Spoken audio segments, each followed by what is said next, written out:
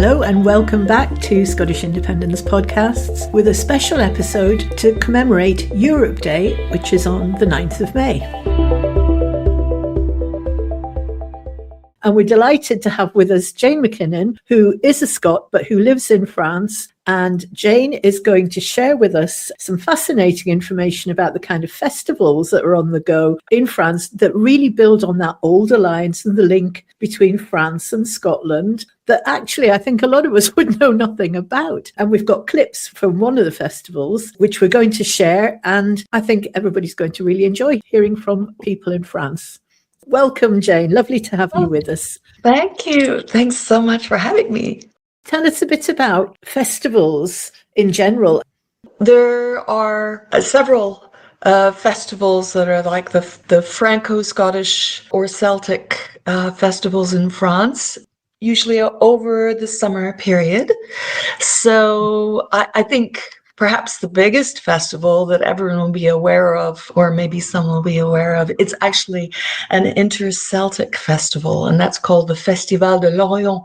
It's in Brittany, and it is huge, and it's over 55 years old. Wow. And it takes place over 10 days, and they have about 1 million visitors a year, and it's open. It welcomes, Scottish, Irish, and Welsh musicians, in addition to musicians and artists from Brittany. And in the past, Duncan Campbell has been there, Julie Fowlis, even the Feish Ross School from Dingwall, which is where I was born, have been there. And this year, again, there will be Capper Cayley, with Karen Matheson. So it's a very big date. And it's also a wonderful opportunity for young Scots talent as well. There's, there's a special Scottish delegation, like the interceltic Scottish Pipe Band. But what's interesting is that the festival celebrates the place of Scotland in the interceltic community, and it says this. They quote this. I'm just going to find the quote here. Scotland's potential for openness, its dynamism and creativity, and promising future, expressed through the revival of Gaelic. So I think that's really interesting. Scotland is a point of inspiration within the Celtic community, and for Brittany, actually, that's important because they have also their own traditional Celtic language, in addition to music and storytelling.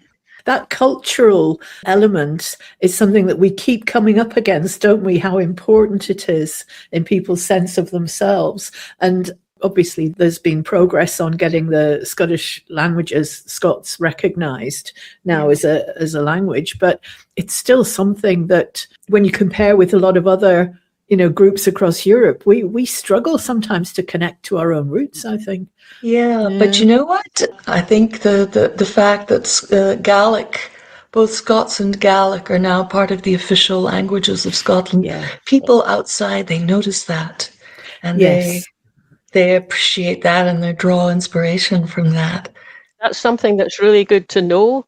Yeah, because over here, I mean, I'm really, proud that that's the case. And I started to learn Gaelic a little bit during COVID, and then dropped in. I'm going to try and pick it up again soon. But my grandparents on my mum's side spoke Scots, so if I hear someone speaking Scots, I can understand it quite well. But I don't speak it very much. A little bit not more now than actually I used to. So it's great seeing it, being recognised like that. But the other thing, well, I'm sure you're aware of this yourself, Jane, that in Scotland, so you get voices that just put it down. They crack jokes about it. They kind of make all sorts of disparaging comments. So it's really good to know that in places like whether it's Brittany or other parts of France or Europe, that it's not seen like that, and people. It's not seen like that. I understand in a way where that criticism might come from, because I think in Scotland we have a tendency to try and downplay things to not appear to be pretentious. Yeah. And we may overcompensate in that way. And I interpret that kind of,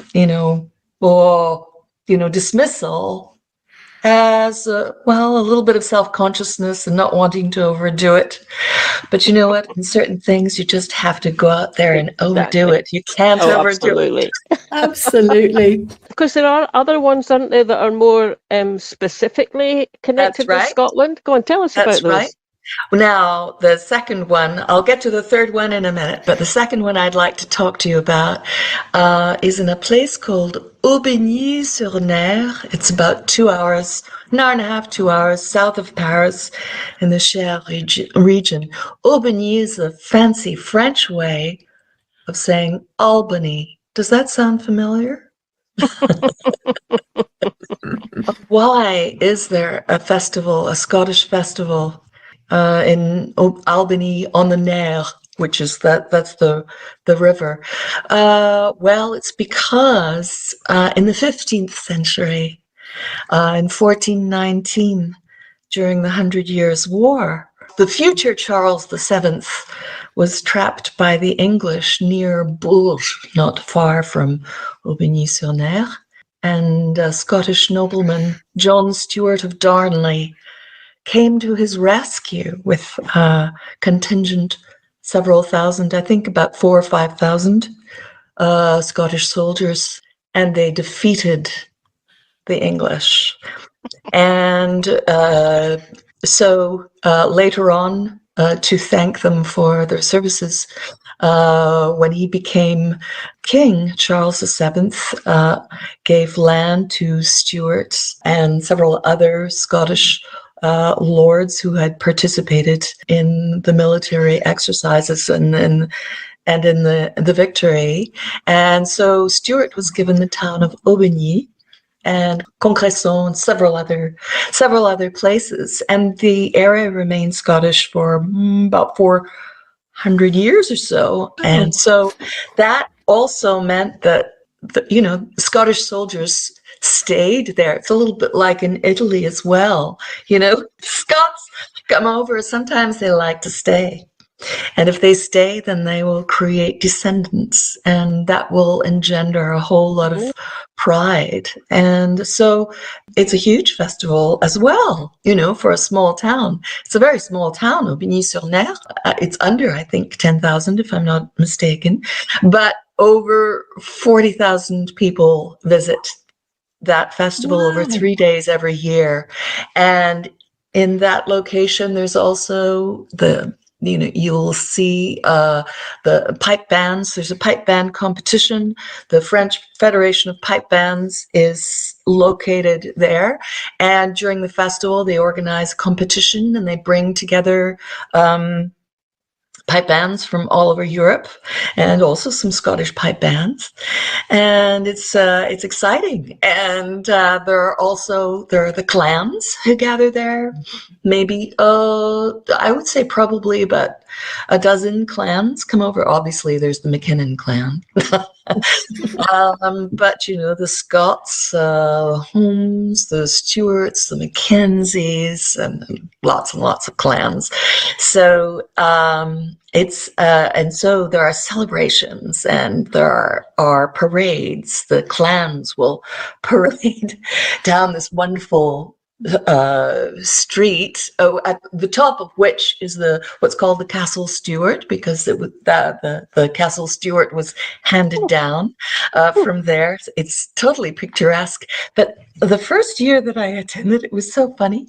I was wearing, because I belong to this group called Europe for Scotland. I was there wearing my Europe for Scotland t-shirt, and I had on a beret, and I had my MacKinnon, brooch, which has Audentes Fortunas Juvat, our logo and our slogan. And I was walking and wearing my kilt as well. And I was walking facing this whole delegation of clans, that were parading up the street. Look, majestic. the pipes are playing, castles in the background. And then this marvelous young man who's very tall and full kilt regalia. He looks at me. He looks at my bonnet with my brooch and he says, MacKinnon! And you said, oui. Certainement. My socks off. That was wild. Wonderful. And I was talking to people and they were saying yes, and we have descendants who are Scottish. Fantastic. And, See, well, I only realised once I'd watched some of the clip. We're going to show some of the clips that you sent us, but it was only watching those that I realised that, because I'd heard you sort of say, well, there's people from the various clans there. I just assumed that was Scots who went over. So if it was MacKinnon clan, it would be Scots MacKinnons who'd go over. But it's not, is it? It's French. Not. It's French people. And they have a link, and they also, in addition to having a link, they have an open door. So each clan has a sort of a policy of, if you identify as if you feel a connection to Scotland and you identify and you want to join this particular clan, then the door is open. That's good. That's how we run. That's just how we run Scotland. If someone thinks that and says, I'd like to move to Scotland, we go, you're very welcome, just come. It's lovely. It's just lovely hearing about that. It takes somebody to look in from the outside to tell us how we're viewed outside of Scotland, because we're used, especially at the moment in the middle of an election, we are used to an awful lot of denigration and mockery and belittling and minimization coming from all sides. So to hear this is wonderfully refreshing. So yet again, we don't know our own history as well. That bit about the battle, we don't know that.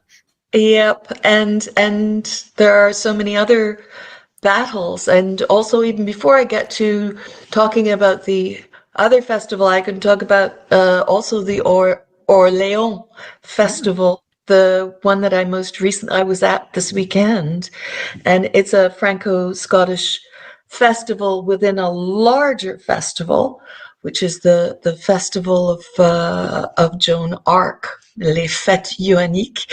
And that's really important because the city of Orléans in 1429, still at this point we're in the 15th century, so Joan of Arc was raising troops, and once again, a third of the troops who liberated Orléans with Joan of Arc were Scottish.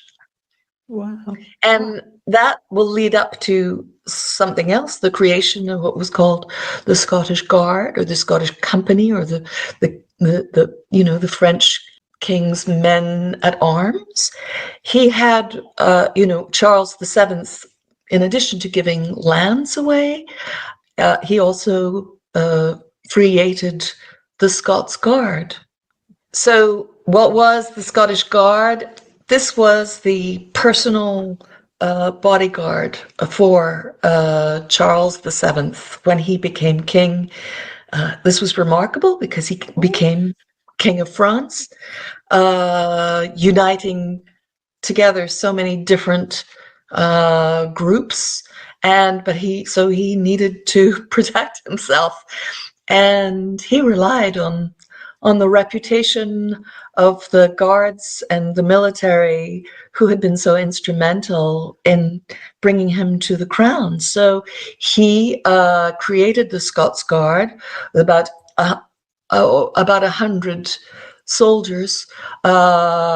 80 of them would be archers, and 20 would be, the ultimate, what was called the Garde de la Manche. And that means the guard of the sleeve, meaning that they were right beside the king. Wow. And yeah, I know. And when Charles VII was actually crowned here in Reims in 1429, there was Joan of Arc and there was the Scots Guard around him. Isn't that wild? Wow, it's fantastic. So did you go to France and then suddenly learn all this? Did you know it before? Because You know what? By the way, I have this Canadian accent, and that's because when I was young, we moved to Canada. I developed, first of all, as a good, bilingual Canadian, I learned French. And I always thought, well, I'd love to live in France. I would love to go back. And so for me, it was exotic. But when I came here, and more recently, after Brexit, I began to really research, I do have Scottish roots here, because I have two great uncles who came over during the First World War, and they didn't make it, and they're buried in Boulogne-sur-Mer. So that is there. And the MacKinnon clan is here. And they're huge here in France. And I keep learning of the different associations. I mean, there are different societies. There's the Caledonian Society, which is an important society in Paris, and fantastic St. Andrew's nights every year, fantastic Cayleys throughout the year, fantastic Burns suppers. There's also the Franco-Scottish Society, which is interesting because, where with other societies and festivals, you get a sort of folkloric dimension. With the Franco-Scottish Society, and it has its own mirror society, I think, in Edinburgh, it has very I guess you would say highbrow, academic kind of vocation. They work with another society called the French Society for Scottish Studies. And these are academics who are historians and literary historians. They give lectures throughout the year on their research. And that society also has organizes a prize for the best doctoral dissertation relating to Scotland. And they do that every year. Wild. That is amazing to hear, because that is news to us living in Scotland. It's fabulous. In fact, I must go and find out a bit more about them. I thought I was, choosing the exotic by living in France, and actually, I think I'm home. I know it sort of adds in sort of perspective as well, because when I was thinking, well, you've just been telling us about Charles VII and it's 1400s, and then, well, it's a bit later on, it was into the 1500s, but it puts a little bit more perspective onto why in the early 1500s a French king would have his heir, the Dauphin, to marry a Scottish princess, Mary, That's right. Mary Queen, who became Mary Queen of Scots. And yes. we sort of, if we know anything about Mary, people do know that she was brought up, she was raised, educated in France, and we just take it for granted. But if you start to think, well, France was a big country, important in Europe, and Scotland, links and everything, but wow, they wanted our princess to go over and be their queen, and it just really helps put that into perspective, because there's a link, there's lots of links and history behind it. And yet again, that gets played down in what we know about our history. It's not taught so much. It's almost too good to be true, I mean, and the stories don't end there. Of course, they started with the Auld Alliance in 1295, and that showed then afterwards, Scotland reaching out to Europe, and from very early on, we had this outlooking vision. But it's all there. And then, there's the 100 Years' War, but then later on during the 18th century, and then the relationship, with Bonnie Prince Charlie, because, and that's can bring me actually quite well around to the third festival that I'd like to talk with you about, which is Festival Ecossais 1782. So that's the Scottish Festival of 1782. And it's remarkable. It's a little festival, but it just encapsulates, I think, a French enchantment about Scotland and with Scotland, because its organizers are young. It's just a young couple who, even before they met, were fascinated with Scotland. And they decided together, let's create a festival. And it would be a festival that would be in the southern part of France, whereas the other two festivals take place in more northern regions. The Lorient, of course, is in Brittany, and Aubigny-sur-Nere is closer to Paris.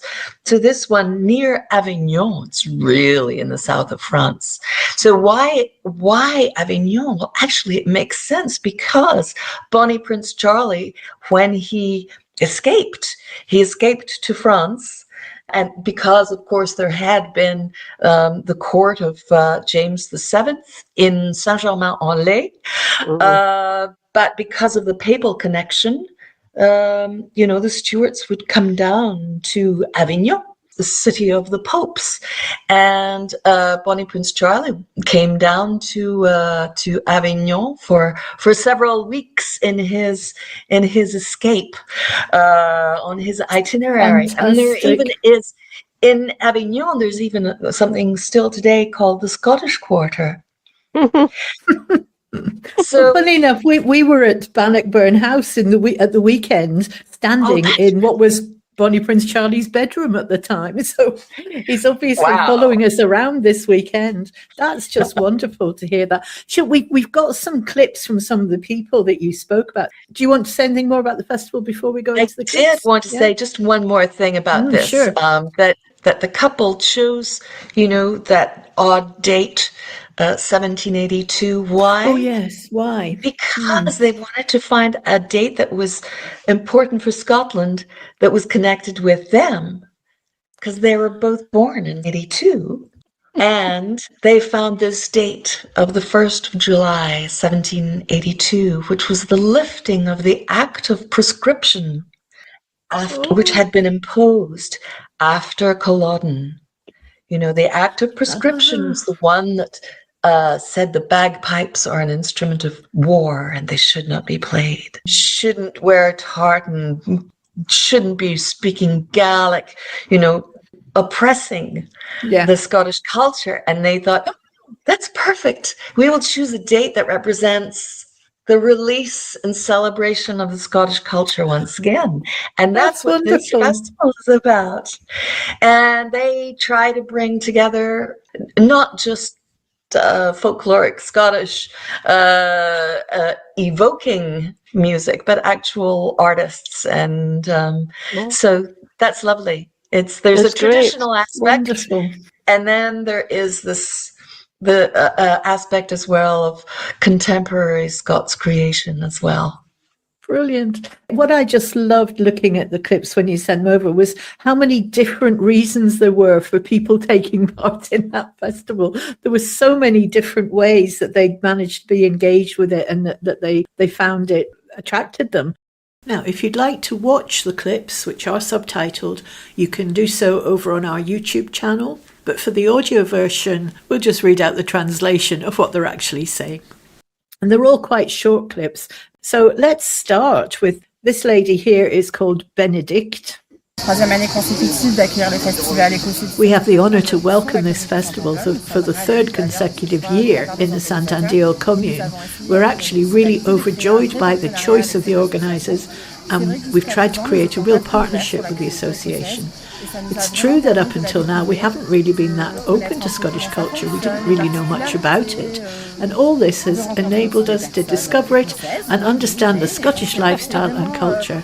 It's also allowed us to meet Scottish people like you, Jane. Ah, super. So she was lovely. Yeah. And then the mayor, I think it was the mayor, had something to add. I think that the bond that unites France and Scotland is historical. You have suffered the oppression of the English, we know that. You sometimes found refuge in French communes, and you've been protected by the Pope. This Pope lived quite near Saint-andiol. Avignon was a papal city. Also, we haven't forgotten when our parents suffered under German occupation in France. Our parents saw Scottish regiments that came in skirts. We had never seen that in France. Our parents told us that they met very courageous Scottish soldiers that loved France and their country. They shared the same values as us. Wow, c'est très, très fort, ces liens émotionnels. Wasn't that wonderful? That's a recurring theme, actually. Quite a few people touched on the memories of, or their parents' memories of Scots soldiers in the war, which is just not a dynamic that I would have thought of that would still be, brought to the fore. So that was fascinating. Yeah, and that is something that is. I mean, the Scots had a great reputation as mercenaries. They were valiant mercenaries because they would also die for you. And they did that in France. There was one battle that was particularly pernicious, so very, very difficult. They lost between 5,000 and 6,000 men. Wow. But but even de Gaulle, cited the Auld Alliance, calling it the oldest alliance in history. And he cited this expression which said that if you want, I'm paraphrasing, but I saw it most recently again in an exhibit in this festival in Orléans, that if you want France to be victorious, start with the Scots. Oh, wow. It's so touching, isn't it? It is. And Yes. this next one has got a completely different reason that the people have got involved, a much more romantic one, actually. We are here to promote the values of our clan, because of what they mean to us. The motto is, I learn to help the unfortunate. And we're involved in a food bank. There's a whole lot of things to do to help out. So for us, there's Scotland, there are the MacMillans, and learning about their history and sharing it with people. For us personally, yes.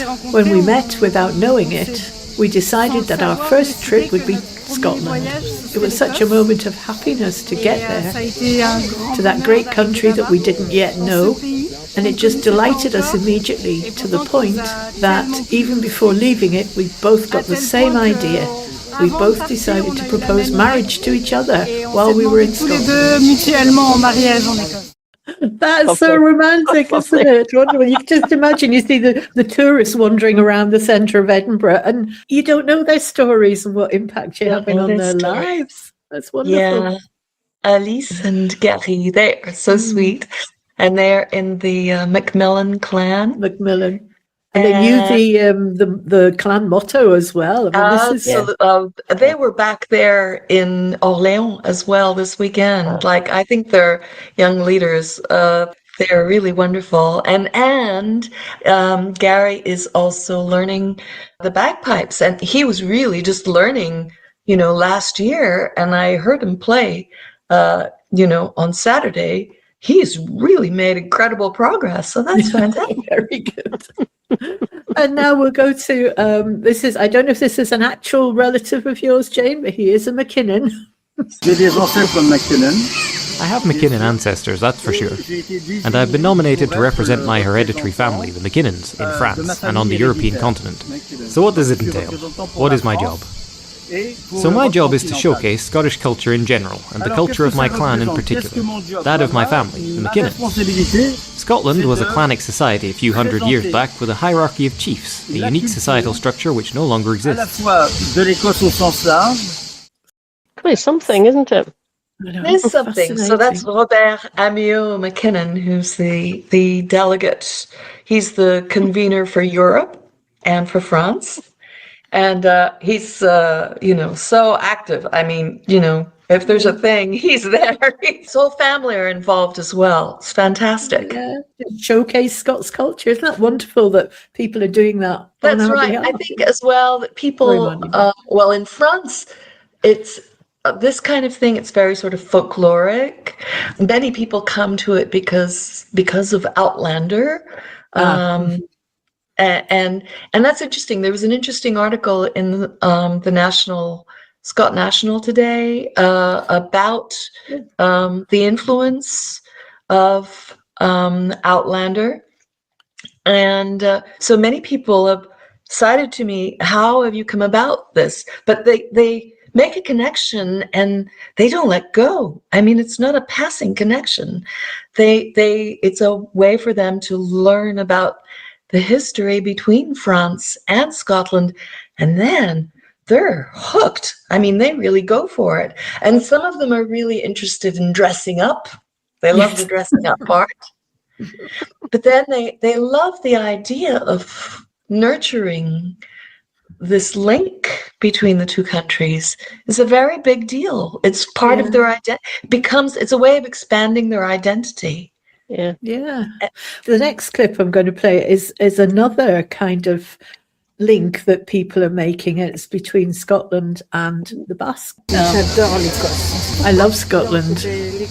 I feel like Scotland is my second home, really, because I am originally from the Basque country, and I feel like we must have had ancestors in common with Scotland somehow. In Scotland, they have the Highland Games. We have the Basque Power Games. They have Highland dancing, and we also have such a thing as the Basque Fling and the sword dance. And our flag as well. It has a cross like the Scottish flag. As well, the scenery, the mountains, the Basque countryside is very similar to Scotland's. So I love Scotland. And if Scotland wanted to get back into the EU, do you think we should welcome them back with open arms? Of course, 200%. At 200%. Well, and that's another message that's wonderful to hear, because as you know, we were all in Brussels last year, and we kept hearing people saying, of course, we'd welcome you back. And there's somebody just at a festival, not part of the government at all, just saying that as well, which is wonderful to hear.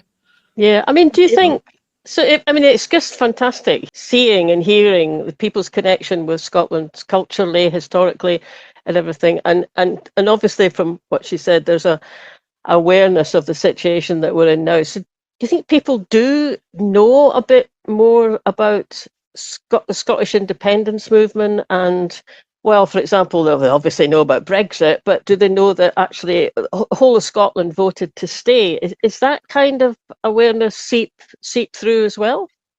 Well, I think that is something that in Europe, for Scotland, we really highlight, and we like to spread that word. But even before we get to that point, people say, well, Scotland, they know it was a country before the Treaty of Union. They know because of the existence of the Auld Alliance, they know that it was a country. And it's interesting, that lady from Basque country, because I didn't realize there were any Basque connections. And I just came across the site of the municipality, I think it's called, I can't get the name of it, Guiche or something like that. And they have on their website, they have a whole historical thing.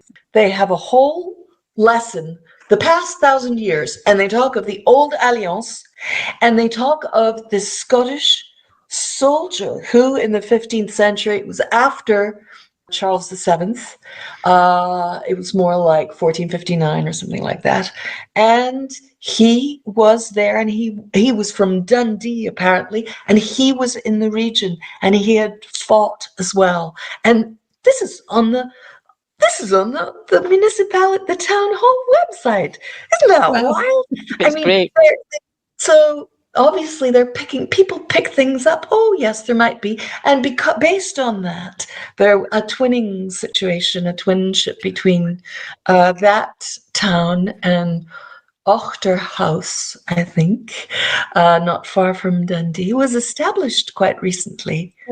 Oh, fantastic! But I hadn't thought that Basque element is not something I'd been aware of, and it's Very interesting. And when she said there, the number of parallels that there do seem to be was very interesting. Yeah. So who should we have next? We've got the festival volunteers, and then we've got the MacMillans. Let's have the volunteers. This is people explaining why they choose to give up their time to get involved in this. For many reasons. First, it's history, it's fighting spirit. The Scots never compromise. They preserve their culture. And because I would have loved to be born a Scot, that's the main reason. Do you think Europe should welcome Scotland back with open arms if it was possible for the Scots to rejoin the EU and if they wished to? Yes, absolutely, absolutely. And what would you like to do more for Scotland if you could? So if I could be a spokesperson for the Scots, I would love that. I'm also trying to be adopted into a clan. I think I'll get there eventually. I wonder which clan she was going she's for. Lovely. She's just lovely, isn't she? Yeah. That was delightful. And we'll have this one, I think, is quite touching as well. This was the MacMillans. Moi, je suis Patrick Mignon. I am Patrick Munoz. I am the representative of the MacMillan clan in France. I was nominated by the clan chief. That is George MacMillan here in this picture, who lives in Finiston in Scotland. And here we have George's father, who is a famous general in the army and head of a Scottish regiment. Our goal is to showcase Scotland, but also, more importantly, to showcase our clan and make sure it is visible amongst the other clans that exist in France. We travel a lot to festivals. Saint-andiol, Aubigny-sur-Nere. It is a very big festival. It gathers an average of 30,000 people each year. In Belgium we go to Ypres each year. Not to celebrate our clan as such, but to commemorate the Scottish soldiers who fell during the First World War. Some from our own clan. And we do that in front of the Menine Gate Monument, which was built by the Commonwealth. I think, if I am not mistaken, that there are more than 50,000 names carved into this memorial. So we go there each year and organise a ceremony. It's very moving. Every clan has a list of at least 5 names of soldiers who died during the First World War. We read out the names and then we lay a wreath of poppies at the base of the monument. So emotional hearing that they're still reading out the names. They are, and actually that's... Go to Belgium. I mean, in Belgium, they are very, very connected with Scotland. I remember reading the story of this woman who went over to Scotland she was a Belgian woman, and she just wanted to pay homage to the Scots because of their role in the war. They feel it very, very strongly. And I can tell you there are MacKinnons in the Benelux countries, and they're very, very active and dynamic. And they carry, that is all of these, all of these chiefs that we've met. I mean, they take their role very seriously. Yeah. They see themselves in a way as stewards of memory. Yes. That's a lovely way of putting it, actually. I mean, that one thing that we, this is going back to our Indie Live Radio days, Marlene, there was somebody got in touch with us, it was an American guy who was, forget what the clan was, but he was organising a festival. And we chatted with him quite a bit, but he got very frustrated that our idea of independence was kind of modern. He thought we should be becoming independent so we could reinstate the clan society.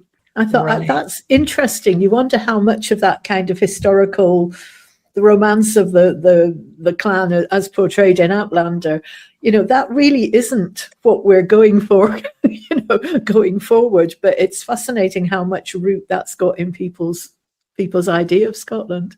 Yeah. Although these people that you've spoken to in these clips, Jane, I mean, it's true. There is obviously a big emotional connection with the clan, and maybe there's a certain kind of romantic kind of notion as well, even historically. But you don't get the impression that they're looking to the past in order to, they're looking to the future, but it's not to recreate the past. It actually seems to be a really quite healthy emotional response, quite grounded. I mean, obviously grounded in people who got killed in the last World War, but quite grounded in history, but not limited by that. Looking forward. I think it's fantastic.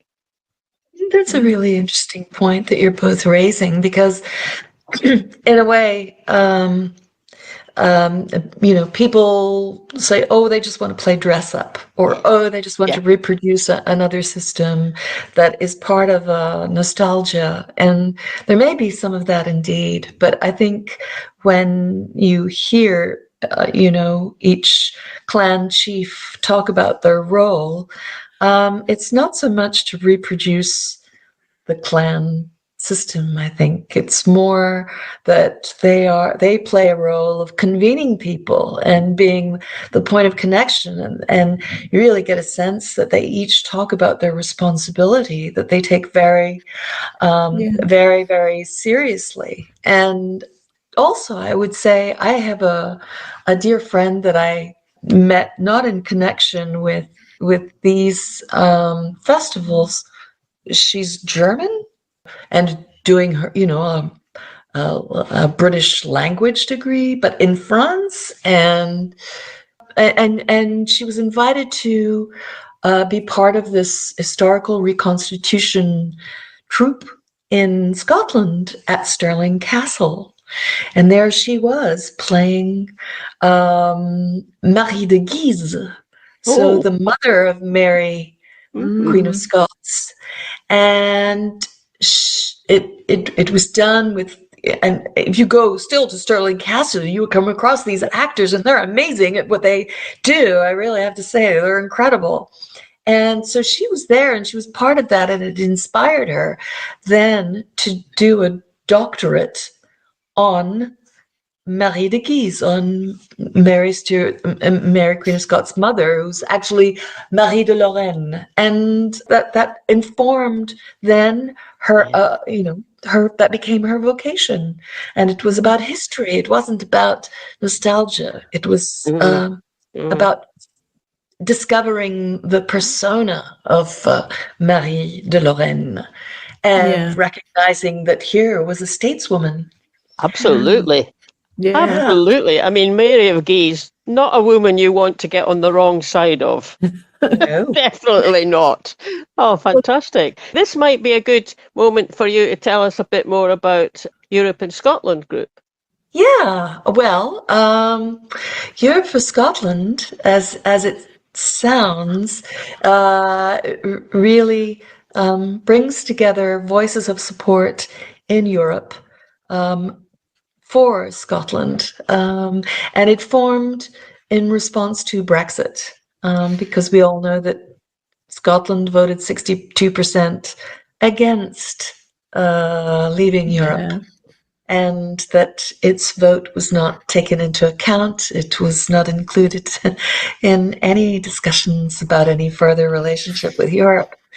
And so many people were touched by this, and a petition was launched to gather support and to ask Europe, the European Parliament, to come out with a statement about it. And so, as we have learned, we've learned since, it's a very long process. But regardless, we had something like 16,000 signatures from across about 14 European countries.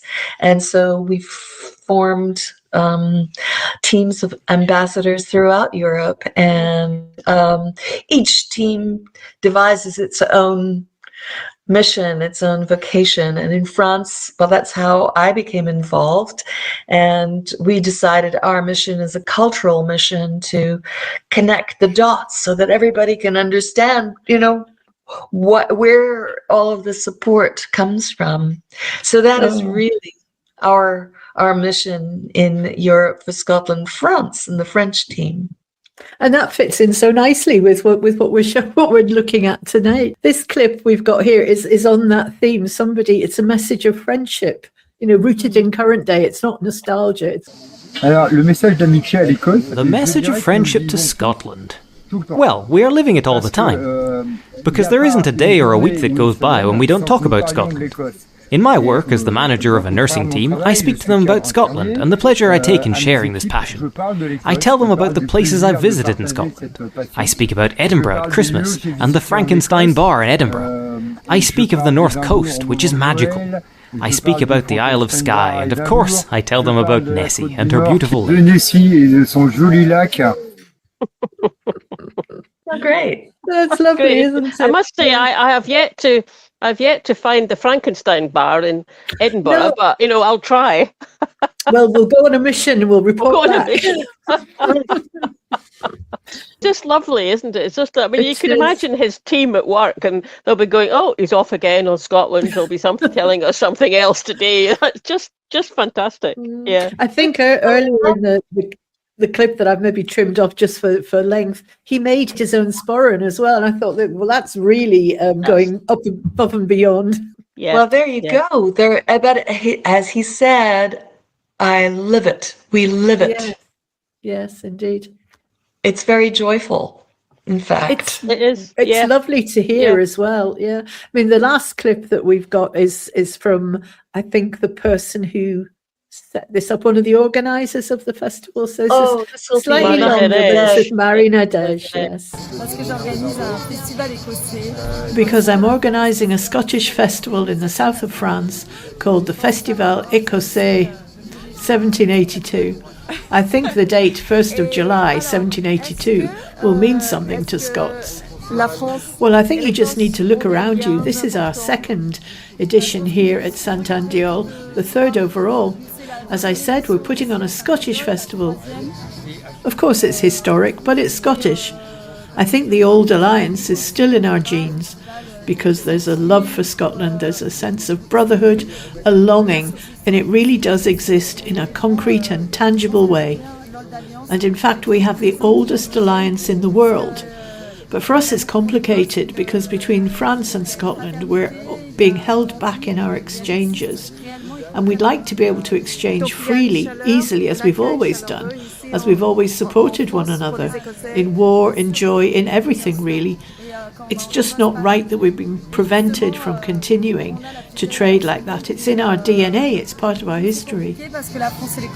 I'm from Touraine. Charles VII had a Scottish guard at the royal castle of Loch, where there was, what was her name again? Agnes Sorel, who was Charles VII's favourite. You, Scots, you are loved in France. Know that you are very, very, very much loved in France. I can guarantee you that. Oh, that was lovely, wasn't it? It's so just so lovely. moving, that actually. I kind of on the verge of tears. Actually, it's just so beautiful and simple, and it's just one human being or a few human beings talking to one another, and such appreciation. It's just fantastic. Yeah. So to our audience who's listening to this, I bet this has come as quite a surprise to you, just the amount of emotion that people have and the different way they express it, and the affection in which we're held, which is just, it's quite humbling, really, isn't it? It's lovely to see. So thank you so much, Jane, for sharing this. And I mean, going to the festival and recording all those clips, which were such a lot of different views, different ways people feel, but just the common thing that unites them is us, which is amazing. It is. And you know what? We had the heat wave during the festival, and it was like over 40 degrees, if not near 50. It was unbelievable. Oh, wow. And the crickets in the background. I mean, you don't hear those in Scotland, I can tell you that. The cicadas. They are cicadas in the south. Anywhere you go in the south, you will hear the cicadas. Fabulous. So the other festival, the Joan of Arc Festival, have you you've been to that one? That was this weekend, I think you said. That was this weekend. Well, Yes. the rest of the festival continues on through until the 10th of May, I believe. But the Scottish part was on the 2nd and 3rd, and that's where I was. And they actually had, because they choose a Joan of Arc, a new Joan of Arc each year, and who rides horseback through the city of Orléans. And so this year, the place where they had Joan of Arc come on horseback to the Franco-Scottish Festival. So that was kind of cool. Wow. Right. Wonderful. Well, who knew? Who knew? Hello. As an expat, I'm on the outside, but because I'm on the outside, I have this vantage point where I can see how people see Scotland, how people admire Scotland. I think, Murray Pittock, the historian, talks about the exceptionalism of Scotland, but it's sort of hidden as well. And it's because of our political situation, it's difficult to really proclaim what the Scottish people have become over the centuries, and the legacy that they have and their heritage, and clearly where they are going. It's difficult to see the future from the present, from all of our work and our commitments and busyness and difficulties. But Scotland is a country and a nation with an incredible past. It's a civilization. And there's so much talent in Scotland. I believe in its future. Well said. Well said. That's woman. The perfect point to end on, I think. Absolutely. You couldn't get better than that. Yeah. Thank you so much for joining us, Jane. It's been absolutely delightful and an eye-opener. What an education. Yeah, absolutely. Lovely. Yeah. Thanks for listening, everybody. Hope you enjoyed that. Don't forget to subscribe to us wherever you get your podcasts. And if you're listening on YouTube, you can click the little bell and you get a reminder whenever we put out a new episode, which is every Friday. And sign up for our mailing list. You can do that from the website. And we always send one out at the beginning of each month to tell you what's happening. Last but not least, you can buy us a coffee on coffee.com. And we'll catch you later. Bye now.